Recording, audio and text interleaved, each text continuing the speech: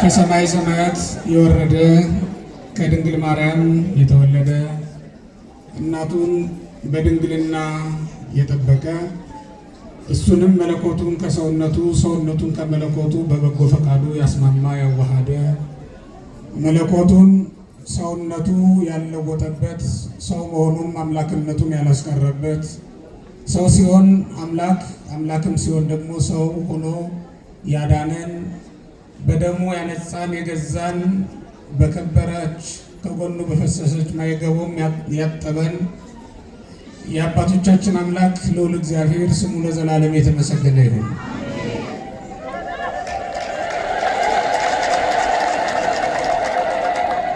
አስተርእዮ በሚል ርዕስ ዛሬ እንማራለን። ምን አልኳችሁ? አስተርእዮ ነው የዛሬው ትምህርታችን ርዕስ። መነሻ የምናደርገው የመጽሐፍ ቅዱስ ክፍል አንደኛ ጢሞቴዎስ ምዕራፍ 3 ቁጥር 16 ነው። በዚያ መጽሐፍ ላይ ሐዋርያው ቅዱስ ጳውሎስ በሥጋ ስለተገለጠው በመንፈስም ስለጸደቀው ለመላእክትም ስለታየው ስለ ታላቁ ምስጢር ተናግሯል። እግዚአብሔርን መምሰል ምንኛ ታላቅ እንደሆነ የሚያስረዳ ንባብ ባለበት በቅዱስ ጳውሎስ መልእክት ተነስተን ትምህርታችንን እንቀጥላለን። አጭር ትምህርት ነው የማስተምረው። ቀሪው መርሃ ግብርም በሰዓቱ እንዲከናወን እና እንዲሁም የብፁዕነታቸውን ቡራኬና ትምህርትም እንድንሰማ ጊዜ ለመቆጠብ ከሰዓት ደግሞ ስትመጡ ከኔም ጋር አብረው የመጡ ከአዲስ አበባ የመጡ መምህራን አሉ። እንማራለን። ሁላችንም ለዚያ በቃን ያድርገን። የትምህርታችን ርዕስ ምን አልኳችሁ? አስተርእዮ ማለት ማየት መታየት ማለት ነው። መገለጥ ማለት ነው አስተርእዮ። ይህንን በዓል ዛሬ አስተርእዮ ብለን እንጠራዋለን።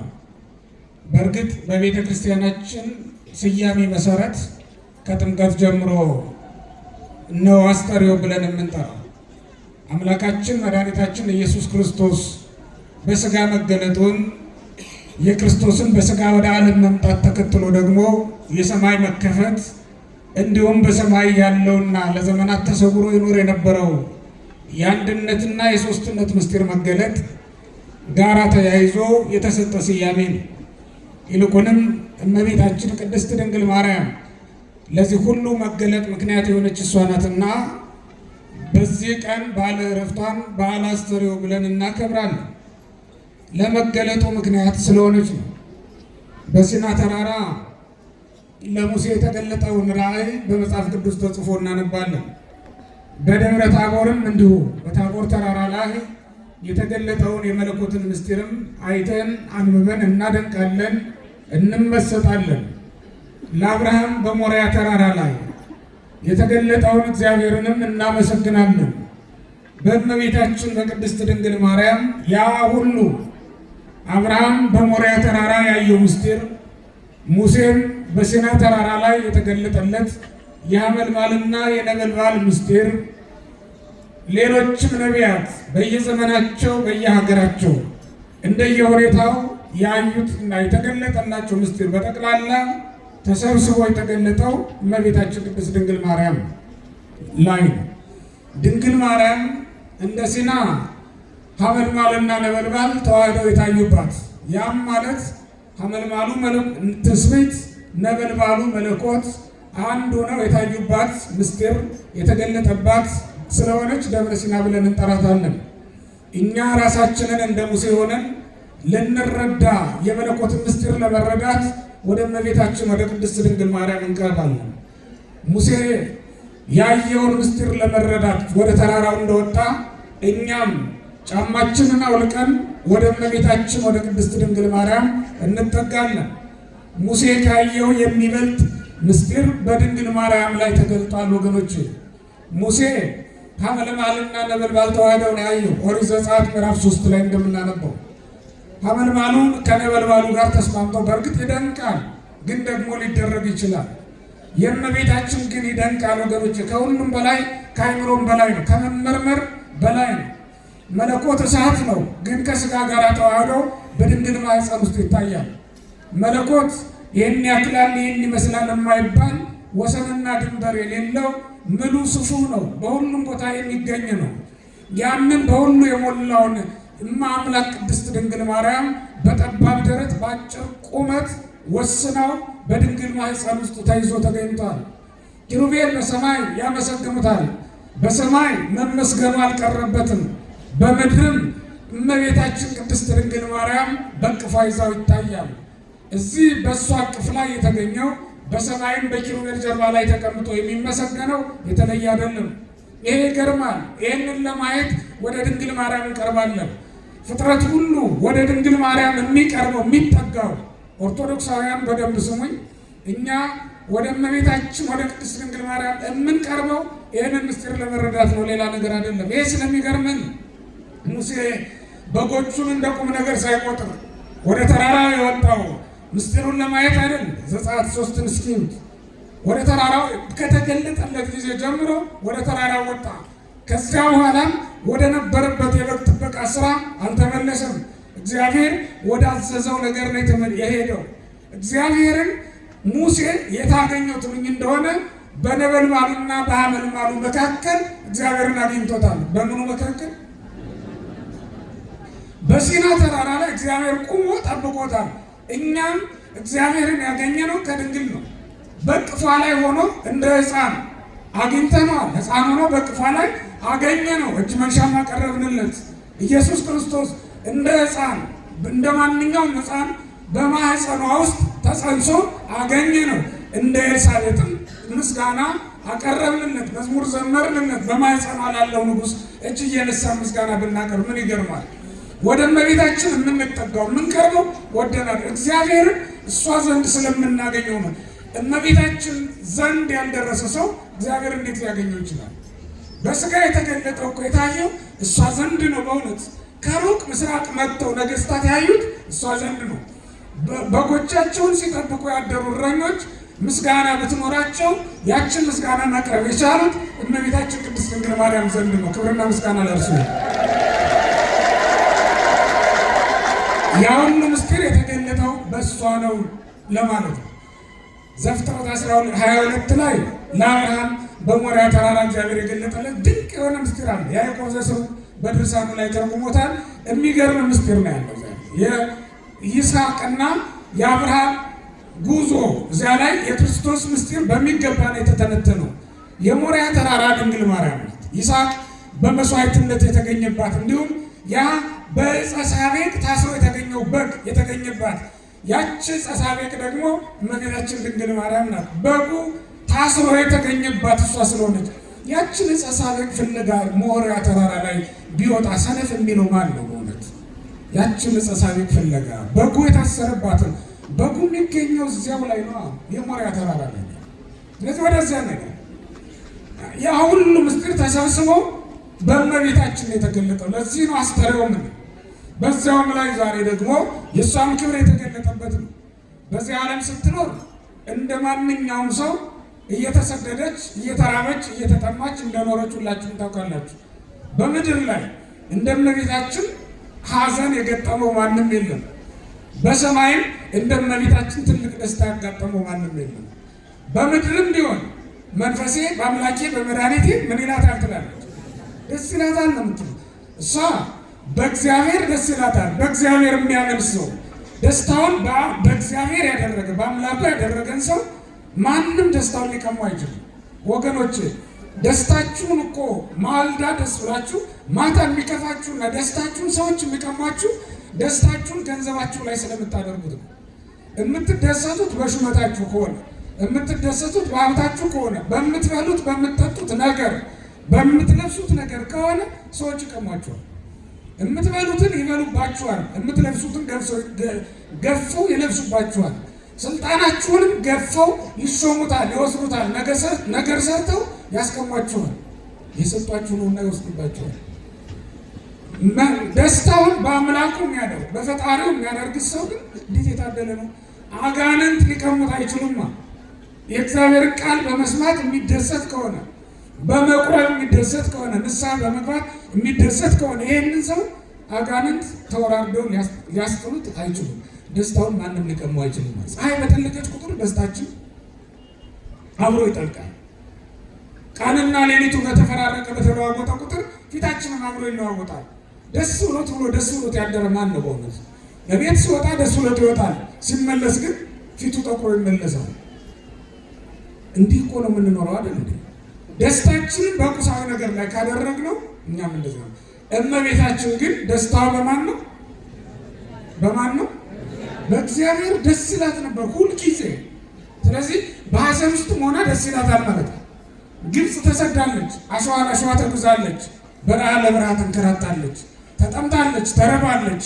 ግን መንፈሴ በአምላኬ በመድኃኒቴ ምን ይላታል ብላትን ትዘምር ነበር ሁልጊዜ። ይሄ ዝማሬዋ ካፍ አይቋረጥም። መንፈሴ በአምላኬ በመድኃኒቴ ደስ ይላል። የልቧን ደስታ የሚቀማት ማንም የለም። እኛ እኮ የሌለን ምን እንደሆነ ታውቃላችሁ? የልብ ደስታ የሚባል ነገር ነው የሌለን። ስሜት ነው ያለን፣ የደስታ ስሜት ነው እንጂ ያለን የልብ ደስታ የሚባል ነገር የለም።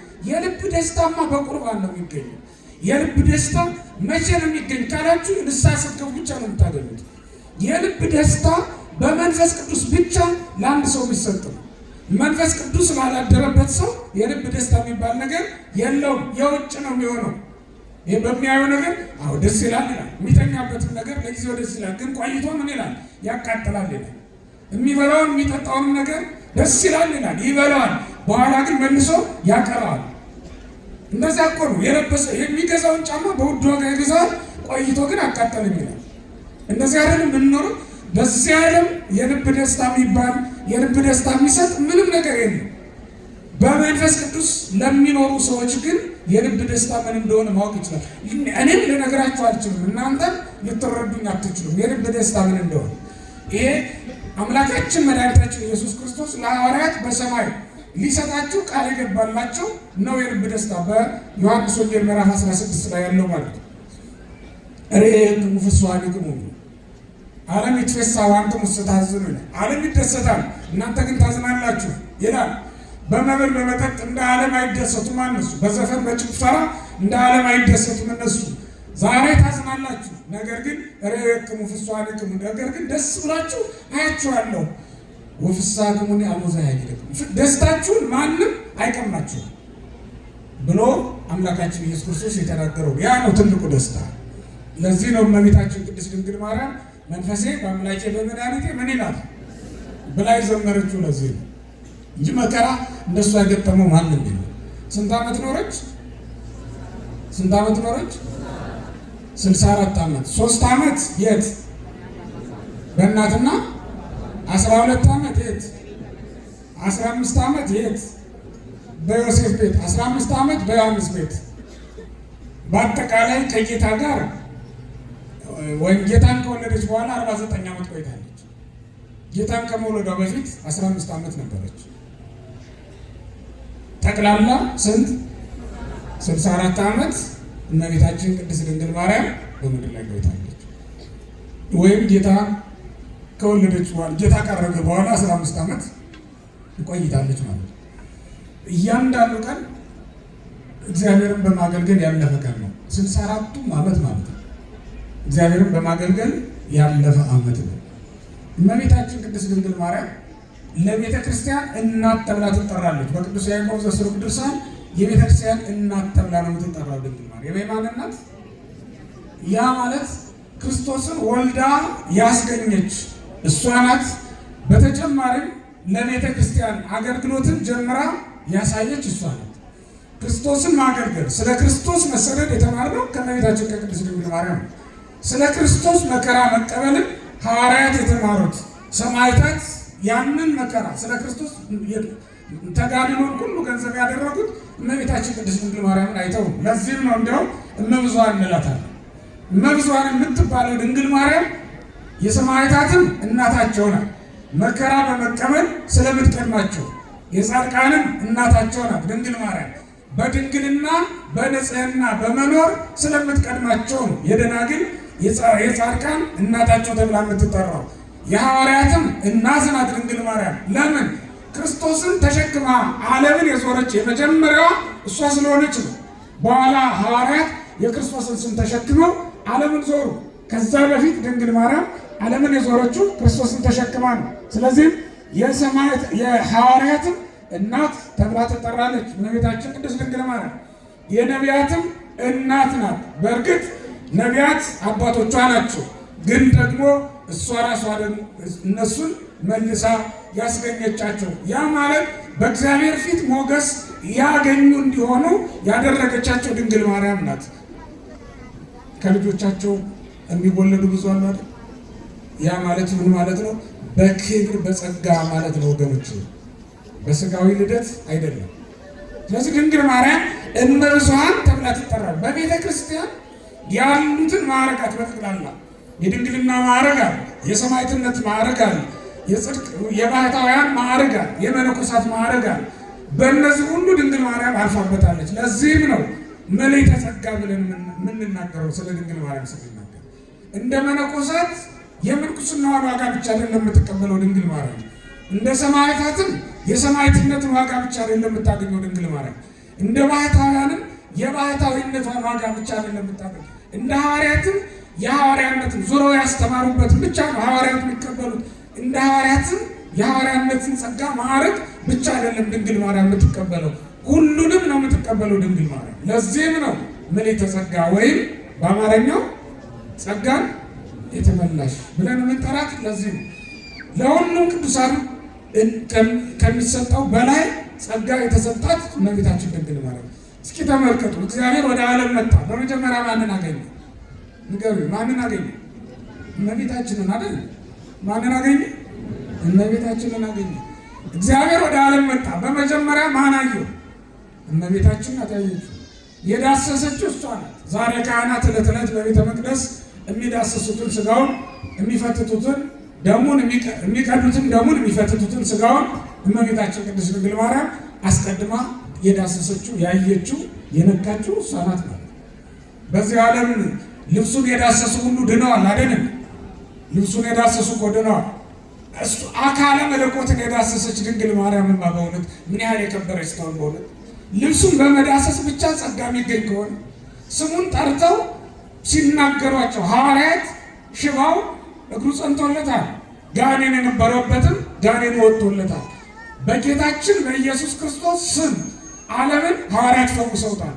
ስሙ እንዲህ የሚያድን የሚፈውስ ከሆነ ከስጋዋ ስጋ ከነፍሷ ነፍስ ነስቶ ከእሷ ሰው በሆነ ጊዜ በእውነት ይህንን ምስጢር ይዛ የተገኘች እመቤታችን ድንግል ማርያም ምን ያህል የከበረች ስትሆን በእውነት ምን ያህል የከበረች ስትሆን። ሽቱ የተቀባ ሰው ሩቅ በሄደ ጊዜ ሽቱ ይሸጣል አይደል? የሽቱ ብልቃጥ ቢሆን ደግሞ ምን ያህል መዓዛው ትልቅ ሊሆን እንደሚችል አውቃችሁታል? ሽቱ የተቀባ ሰው ይህን ያክል ደስ ካሰኘን የሽቱን ብልቃጥ ራሱን ብናገኘው ደግሞ ምን ያህል ደስ ይለን ይሆን በእውነት። ኢየሱስ ክርስቶስ ያመኑበትን እንዴት አከበራቸው! ስለ ስሙ የተጋደሉትን እንዲህ ባለ ጸጋ ካከበራቸው።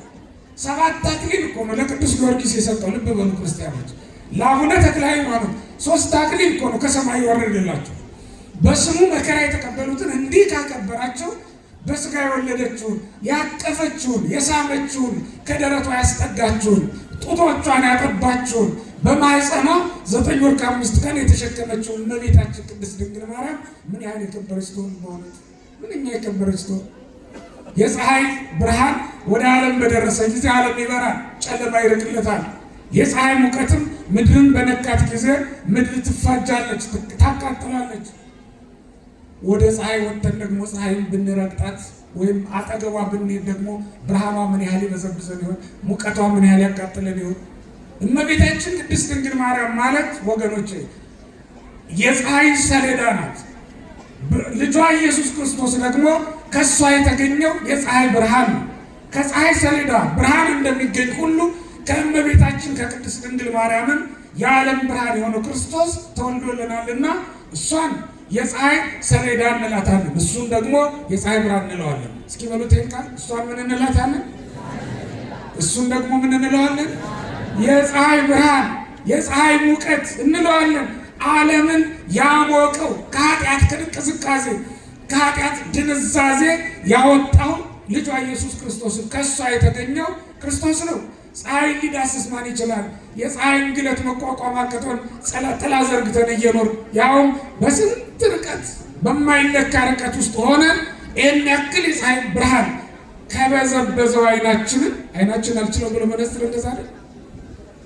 ከበዘበዘው አይናችንን ካቃጠለው እግራችንን ወደ ፀሐይ ማማር ሊጠጋ ይችላል። የድንግል ማርያምን ክብር በእውነት ማን እንደሚገባ ሊናገረው ይችላል? ማን ነው እሱ ፀሐይን መዳሰስ የሚችል? ይህንን ፀሐይ መዳሰስ ካልቻል የድንግል ማርያምን ክብርን መርምረህ ዘርዝረህ ልትጨርሱ አትችልም። ሊቃውንት የዘመሩላት ድርሳን የደረሱላት የሚችሉትን ያህል ነው። እንኳን ለድንግል ማርያም ቅዱስ ባስልዮስ ታላቁ ባስልዮስ የሚባለው ምን ይላል? ወንሕነ ዘተናገርነ ውዳሴክን ይወህድን ክብርክን። ስለ መሪናና ስለ አርቃድያ ሲናገር የንጉሡ እህቶች እነዚያ የተቀደሱ ሴቶች ስለ እነሱ ሲናገር እኛ ስለ እናንተ የተናገርነው ክብር ከስራችሁ ከክብራችሁ በጣም ያነሰውን የተናገርን ይላል። አመስግኗቸው አመስግኗቸው አልበቃ ቢል እንደዚያ ብሎ ይናገራል። ይህን መቤታችን ጋር ይህንን ያደረገ እናቱን በእንዲህ አይነት ክብር ያከበረ እግዚአብሔር ስሙ የተመሰገነ ይሁን። በዚህ ሁሉ መከራ ያለፈች ይህን ሁሉ ክብር የተቀበለችው እመቤታችን ድንግል ማርያም ዛሬ ባለ ዕረፍቷ ነው። ወገኖች የቤተ ክርስቲያናችን ሊቃውንት ሞትሰ ለመዋቲ ይደሉ ብለው ያደንቃሉ። ሞትማ ለሚሞት ሰው ይገባዋል፣ ነገር ግን የማርያም ሞት ለሁሉ ይደንቃል ይላል። ሞታ ለማርያም ያጽብ ለኩሉ ይላል። ሞትሰ ለመዋቲ ይደሉ እስኪ በሉ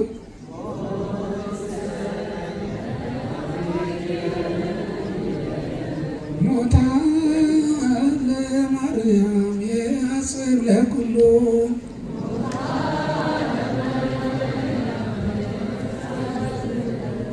ሙሐዘ ስብሐት በኋላ ይገላቸዋል። የእመቤታችን ሞት ግን ከሁሉ ምን ይላል? ይደንቃል። ለምን መሰላችሁ?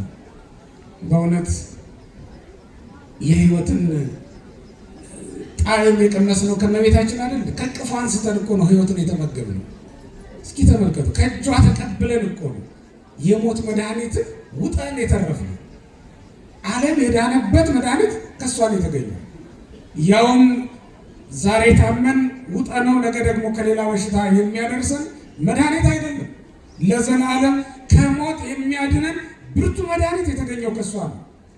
መድኃኒቱን ያፈራች የሕይወት ዛፍ እመቤታችን ቅድስት ድንግል ማርያም በመሞቷ ተገርመው ነው ሊቃውንቱ ይህንን ቃል የተናገሩት። አብርሃም ሞቷል፣ ሌሎችም ጻድቃን ነቢያት ሞተዋል፣ ኃጢአት ነበረችባቸውና። እመቤታችን ቅድስት ድንግል ማርያም ግን በቤተ ክርስቲያናችን ታሪክ ከሰው ዘር ኃጢአት ያልነካት የዲያብሎስ ሐሳብ ያላረፈባት እመቤታችን ቅድስት ድንግል ማርያም ብቻ ነው። ለዚህም ነው በምን ዕዳዋ ትሞታለች ተብሎ ሊቃውንቱ ለምን ትሞታለች ብለው ነው ሞታ ለማርያም ያጽብ ለኩሉ ብለው የተናገሩት። በእርግጥም የእግዚአብሔር ቤተሰቦች እኛ ሁላችን በዚህ ዘመን ኖራለን። አጠገቧ ሄደን ከቆመችበት ቆመን ከደረሰችበት ደርሰን ከእጇ ተባርከን ብንመለስ ደስ አይላችሁም ነበር? በእውነት የበላንበት የጠጣንበት ቤት ሲዘጋ እንኳን ቅር ይላል አይደል? ስጋውን እናንተ ደግሞ አበዛችሁት። ቆዩ እንጂ አሁን እልልታ የለም፣ ዝም ብላችሁ አዳምጡ። የበሉበት የጠጡበት ቤት እንኳን ሲዘጋ ቅር ይላል። የሕይወት ምግብ የተመገብንባት ድንግል ማርያም ስትሞትም ሐዋርያት እንዲሁ ነው ቅር ያላቸው የከፋቸው። ምክንያቱም በየሀገረ ስብከታቸው ይሄዳሉ። ከአሕዛብ ብዙ መከራ ይደርስባቸዋል፣ ይጋደላሉ፣ ተመልሰው ይመጣሉ። ታጽናናቸዋለች፣ ትዳስሳቸዋለች። እንደገና ተመልሰው ወደ የሀገረ ስብከታቸው ይሄዳሉ። እንዲህ ነበር የሚኖሩት በዮሐንስ ቤት ስትኖር ሳለ ማለት ነው። ግን ለሰው ሁሉ እንደተሰራው ሳይሆን ክርስቶስ የሞተውን ሞት መሞት በአዲስ ኪዳን እንደዚያ ነው የምንሞተው ሁላችን ያለ ኃጢአት መሞት ማለት። በእውነት ሄኖክን ከሞት ዓይን የሰወረው እኮ የእሷ ልጅ ኢየሱስ ክርስቶስ ነው አይደለም? በኦሪት ዘፍጥረት ምዕራፍ 5 ላይ እንደምንመለከተው ሄኖክን ከሞት ዓይን እንደሰወረው እናውቃለን። አልሞተም ሄኖክ። ኤልያስም ልክ እንደዚያው ኤልያስን ያዳነ ሄኖክን ያዳነ እናቱን ማዳን የማይቻለው እንዳይመስላችሁ። ነገር ግን ይሄ ክብሯ የሚገለጥበት ቀን ስለሆነ ከዚህኛው ከመከራው ዓለም ወደ ደስታ የምትሄድበት ቀን ስለሆነ ነው እንድትሞት የፈቀደው ማለት ነው ልጇ ኢየሱስ ክርስቶስ። እናም ሐዋርያት አስቀድመው ከየሀገረ ስብከታቸው ከ7 ቀን በፊት ነው የተጠሩት። ቅዱስ ዮሐንስ በኤፌሶን ነው ሀገረ ስብከቱ ኤፌሶን ስለነበረ ሲያስተምር ሳለ የእግዚአብሔር መልአክ ሄዶ ቅዱስ ዮሐንስን ጠርቶ መጣው። ለ7 ቀን ከመሞቷ አስቀድሞ ጠርታው እየመከረችው እያጽናናችው ቆይቷል። ከእሷ ጋር እያጠነ ለ7 ቀን ቆይቷል። ከዚያ በኋላም ለመሞቷ 3 ቀን ሲቀር ደግሞ ሌሎችም ሐዋርያት እንዲሰበሰቡ ተደርጓል። ቅዱስ ጳውሎስም ከሮም፣ ቅዱስ ጴጥሮስንም እንደዛው ከሌላ ሀገረ ስብከት የእግዚአብሔር መልአክ እየጠራ አምጥቷቸው በመጽሐፈ ልደታ እንደተጻፈው ቅዱስ ጴጥሮስ መስዋዕት ሊሰዋ ቅዳሴ ሊገባ ሲል እግዚአብሔር መልአክ አግኝቶ የነገረው ነው። ቅዱስ ጳውሎስም እያስተማረ እያጠመቀ ሳለ በጉባኤ መካከል እግዚአብሔር መልአክ ተገልጦ እመቤታችን ቅድስት ድንግል ማርያም በዓለ ዕረፍቷ እንደደረሰ ነገረውና እንዲመጣ ነገረው ይላል።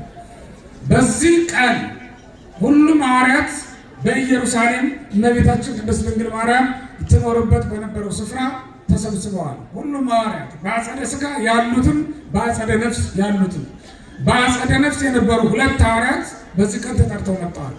አንዱ ቅዱስ ያዕቆብ፣ ሌላም አንድ ሐዋርያ አለ። 2 ሐዋርያት በአጸደ ነፍስ የነበሩ ናቸው። 2ቱ ተጠርተው መጥተዋል በዚህ ቀን ማለት። በአጸደ ነፍስ ያሉ ሌሎችም ቅዱሳን ዳዊት እየዘመረ ሌሎችም ነቢያት ምስጋና ለእግዚአብሔር እያቀረቡ በጣም ብዙ ምስጋና በእግዚአብሔር ፊት እየቀረበ ከሰማይ ልጇ ኢየሱስ ክርስቶስ ወረደና የእናቱን የቅድስት ድንግል ማርያምን ነፍስ ያለምንም ጭንቅ ከሥጋዋ እንድትለይ አደረገ ይላል። ያን ጊዜ በአካባቢው በጎ መዓዛ ለሁሉም ይሸት ነበረ። ከሩቅ የሚሸት በጎ መዓዛ ይሸት። ምክንያቱም መላእክት የገነት ሽቱን ይዘው መጥተዋል። እንዲሁም ልጇ ኢየሱስ ክርስቶስ በክብር ተገልጧል። ስፍር ቁጥር የሌላቸው መላእክትና ሌሎችም ቅዱሳን በዚህ ምድር ላይ ወርደው እመቤታችን ቅድስት ድንግል ማርያምን ዛሬ ልጇ ኢየሱስ ክርስቶስ በክብር በብርሃን መጎናጸፊያ ልብሷን ጠቅልሎ የተቀበለበት ቀን ነው። ደስ ይበላችሁ እግዚአብሔር። ከዚህ በኋላ ሐዘን የለም። ከዚህ በኋላ ሞት የለም። ከዚህ በኋላ መከራ የለም። ያሳድዳት የነበረው ሄሮድስ ከዚህ በኋላ ያገኛትም። ከቤተ መቅደስ ገፍተው አባረው ያስወጧት አይሁድም ከዚህ በኋላ ነገር አይሰሩባትም። ከዚህ በኋላ ይጠሏት የነበሩ ሰዎች ሁሉ በናዝሬትና በአካባቢው በልጇ ምክንያት ይቃወሟት፣ ይሰድቧት፣ ይነቅፏት የነበሩ ሰዎች ሁሉ ከዚህ በኋላ ያገኟትም። ምክንያቱም እሷ ወደ ልጇ ወደ ኢየሱስ ክርስቶስ ሄዳለች። እንግዲህ ዛሬ ባጭሩ ታሪኩ ይህን ይመስላል። ከዚህ በኋላ ሌሎች ቀጣይ ታሪኮች አሉት። ከዚህ በኋላ በቀጥል ጊዜውም እየሄደ ስለሆነና ቀሪ መርሃ ግብሮችም ስላሉ እኔ እዚህ ላይ ልጨርስ። ምናልባትም በቀጣይ በሚኖረን ጊዜ ደግሞ ቀሪውን ታሪክ የምንማረው ሊሆን ይችላል። ስለነበረን ጊዜ አባቶቻችን አምላክ እግዚአብሔር ስሙ የተመሰገነ ይሁን። ብፁዕ አባታችን ቡራኬዎት ይድረሰኝ።